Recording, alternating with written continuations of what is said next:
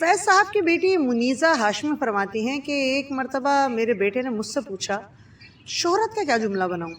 तो मैंने कहा ये लिख दो कि मेरे नाना की बहुत शोहरत है। तो उसने कहा वाकई हमारे नाना की बहुत शोहरत है। हालात कुछ ऐसे ही हैं। फैज़ साहब के मुतालिक मेरा भी यही ख्याल था, बल्कि जब मैं छोटी थी तो मैं भी यही समझती थी। एक दफ़ा अब्बा इंडिया गए तो उन्होंने मुझसे पूछा कि तुम्हारे लिए वहाँ से क्या लाऊं। इन दिनों दिलीप कुमार का बहुत दौरा था। मैंने कहा मेरे लिए दिलीप कुमार का ऑटोग्राफ ले आएं। जब अब्बा वापस आए तो ऑटोग्राफ के ज़मन में बिल्कुल चुप रहे। जब मैंने पूछा अब्बा आप दिलीप कुमार के ऑटोग्राफ लेकर आए हैं, तो कहने लगे नहीं। मैंने कहा क्या आपको दिलीप कुमार नहीं मिला? तो बोले मिला था।